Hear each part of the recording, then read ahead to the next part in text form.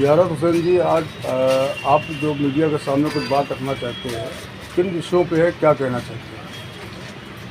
आप तमाम मीडिया के साथी भी हैं, हम वित्तविहीन के लोग हैं। हम लोगों की मजलूमियत, बेकस बेसहारों की जो ज़िंदगी जी रहे हैं हम लोग, इसको आप भी देख रहे होंगे। प्राइवेट विद्यालयों में काम करने वाला शिक्षक रोटी रोटी के लिए मोहताज है। हमारी ये गवर्नमेंट जो है, इस पर चाहे जिसकी भी गवर्नमेंट रहती है, वो कभी इस पर ध्यान ही नहीं दे रही है कि हमारी ये शिक्षक किस हालात में है। जब शिक्षक ही अगर हालात ख़राब होगा, जो तालीम देने वाला वो उस्ताद ही अगर ठीक से रोटी नहीं पा पाएगा, फैमिली के टेंशनाइड होगा, अपने परिवार को रात भर चिंतित रहता होगा, सोचता होगा, वो सुबह तालीम क्या दे पाएगा, क्या ज्ञान दे पाएगा, क्या पढ़ा पाएगा, ये आप बखूबी देख रहे हैं।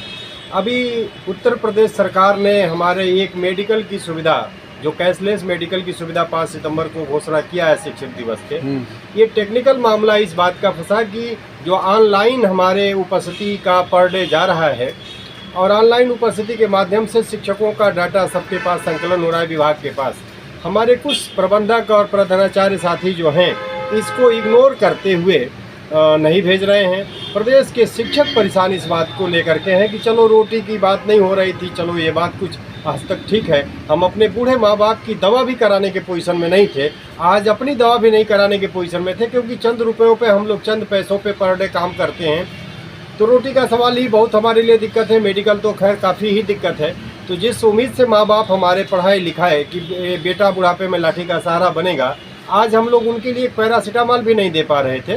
सरकार ने घोषणा किया है, कोई किसी की सरकार हो, जो भी हो, हमारी सरकार यूपी की है, ये हम इसका आभार व्यक्त करते हैं कि आपने कम से कम हमें दिया। लेकिन टेक्निकल रूप से अब शिक्षक किसको मिलेगा ये आधार, ये हम लोग चिंतित हैं। इस पे विभाग को चिंतित कम से कम सोचना चाहिए और करना चाहिए। 2027 का चुनाव आ रहा है सर, शिक्षकों का भी काफ़ी योगदान इसमें देखा जाता है।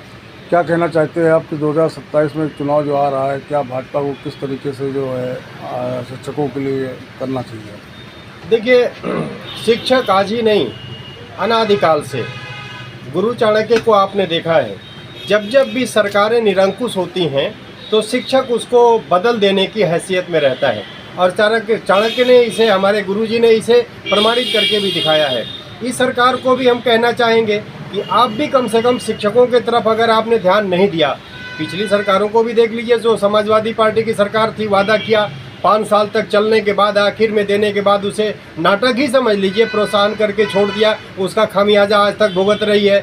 हम इस सरकार से भी कहेंगे कि अगर शिक्षकों के साथ नाइंसाफ़ी करेंगे, अगर उस पर ध्यान नहीं देंगे, तो हमारा कष्ट, हमारी पीड़ा, जो एक मार्गदर्शक होता है समाज का, इसकी निश्चित आप पे पड़ेगी। हम इससे और क्या कह सकते हैं। आप इस पर ध्यान अगर दें, हमारे रोटी के इंतज़ाम में हमारे बच्चों के लिए कुछ इंतजाम करें। अगर नहीं कर पाते हैं तो निश्चित इसका खामियाजा आपको 27 में उठाना पड़ेगा। शिक्षक की बात करी जाए तो पूरे प्रदेश भर में शिक्षक धरना प्रदर्शन करते हैं, उनकी मांगें भी पूरी नहीं होती है। आखिरी में बुढ़ापे की लाठी जो पेंशन होती है, उसके लिए भी लड़ाई लड़ते हैं। तो माननीय मुख्यमंत्री जी से क्या आदेश करना चाहेंगे?